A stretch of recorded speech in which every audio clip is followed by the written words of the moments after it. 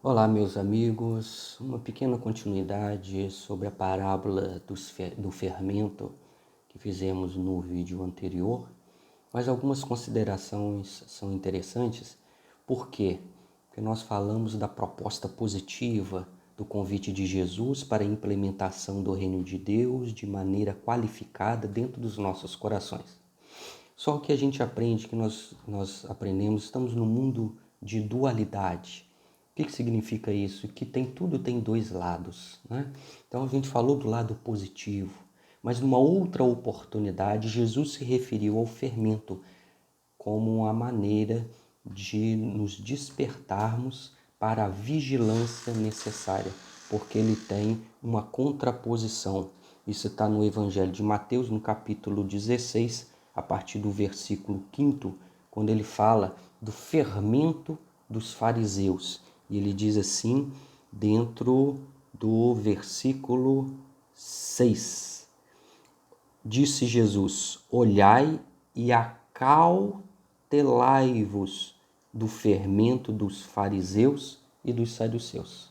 Né? Se lá na cozinha, né, de uma senhora ele falava que é importante a gente ser como um fermento, aqui ele já pede advertência para que o nosso fermento, que tem a capacidade de, em contato com o outro, difundir, fazer crescer, multiplicar as expectativas, multiplicar as energias, multiplicar a vontade do outro, que nós devemos então ter cuidado, acautelar, que palavra complicada, acautelai-vos, né? Ter cautela, ter previdência, precaução. Não é que nós devemos não estar em contato na vida de sociedade para que haja o desenvolvimento das nossas potencialidades. Nós precisamos entrar em contato com o outro. É ilusão infantil das nossas almas, dos nossos espíritos, quando a gente deseja viver só ao lado de pessoas boas, de pessoas caridosas, até porque nós não temos ainda essa capacidade e o mundo ao redor quem constrói somos nós próprios. Então nós não devemos evitar, né? Nós não podemos evitar, como disse Jesus, que as aves elas voem sobre as nossas cabeças.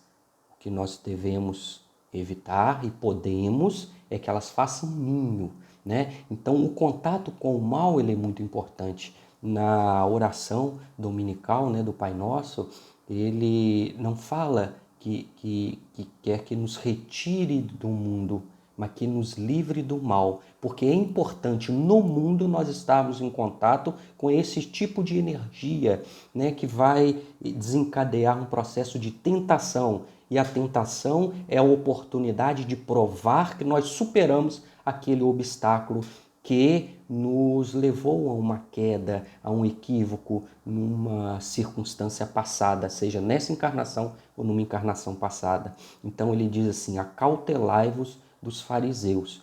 Por quê? Porque da mesma forma que o fermento ele leveda toda a massa para o lado positivo, em contato com energias negativas, em contato com pensamentos negativos, com palavras e atividades, né, de grupos específicos que desenvolvem temporariamente o mal por ignorância ou por maldade mesmo, nós não nos contaminemos com isso, não levemos para nós, como disse o Espírito André Luiz, o mal deve encontrar em nós ponto final, né? A gente nunca deve repetir, né? Fazer fofoca, divulgar o mal nem nosso, nem de nenhuma circunstância que nós temos contato. Ele deve parar em nós. Se chegou até nós, a gente não tem como fechar os ouvidos, mas nós temos como ouvir e deixar de lado e colocar no porão, né, para que ele possa ser reestruturado. E nós não devemos julgar a vida alheia. Então ele diz e faz essa comparação com relação aos fariseus. E a gente tem que entender quem eram os fariseus. Era uma casta que tinha na época em que Jesus viveu, dentro da religião judaica, né? E aí, onde nós vamos encontrar referências sobre o farisaísmo para entender o que nós não devemos agregar dentro dos nossos corações. Está na introdução do Evangelho segundo o Espiritismo, né?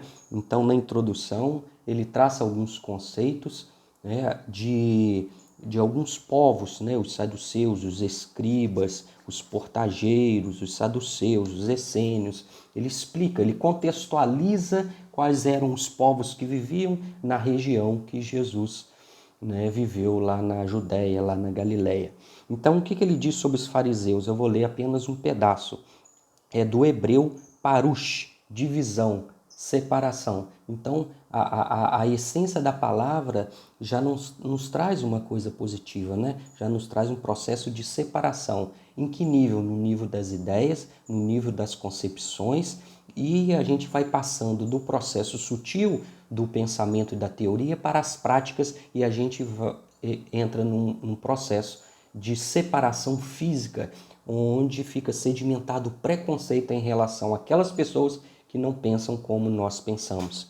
Então, o que ele diz? Constituía, olha só, entre os doutores, ou seja, entre aqueles que eram os responsáveis de pegar o Antigo Testamento, né, as tábuas da lei de Moisés, e interpretar para o povo, porque não tinha acesso. Hoje nós temos acesso. O Livro dos Espíritos, o Evangelho, os livros da codificação kardeciana, os livros subsidiários de todos aqueles que colaboraram com Kardec, né, os livros de Chico Xavier, a gente encontra na internet para baixar em PDF, a gente compra, a gente pega emprestado de um amigo, a gente pega emprestado na livraria do centro. Hoje nós temos acesso.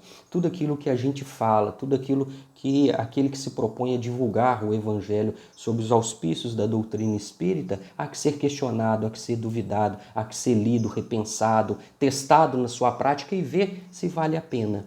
A gente não pode, o objetivo do Espiritismo não é fazer prosélitos, não é angariar pessoas para que tenham uma doutrina de quantidade, mas efetivamente de qualidade, assim como o fermento.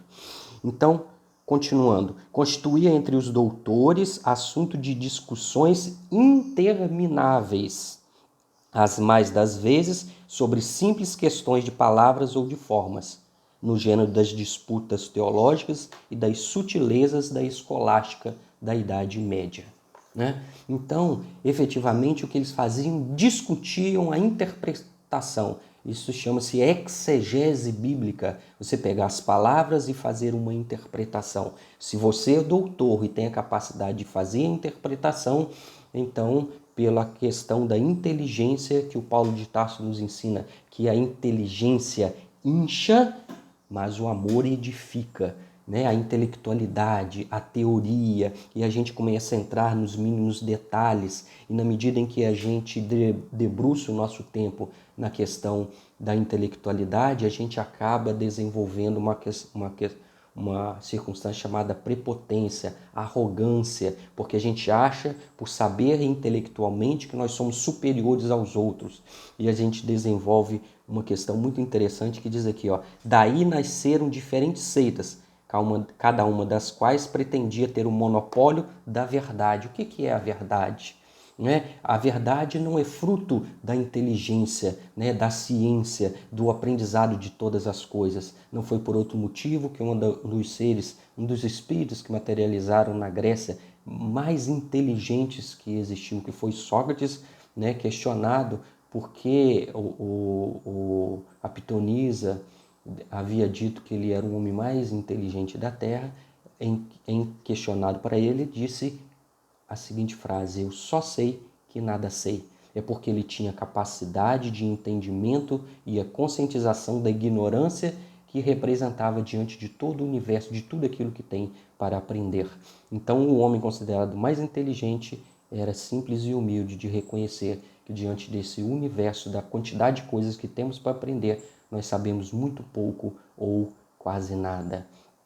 Então, quando a gente acha que a nossa verdade é a melhor, quando a gente acha que nós sabemos e o outro sabe menos, e como eu disse, das 3 medidas, entre a apropriação teórica, o aprendizado e a edificação na prática, o que nós podemos concluir deste processo? a prática da humildade, do reconhecimento que nós temos muito para aprender, né? Que nós precisamos, como um fermento, ser simples, ser humildes, e humildade vem de humus, que é pé no chão, que é determinação, que é ter ciência das nossas limitações, mas saber das potencialidades que nós temos para desenvolver.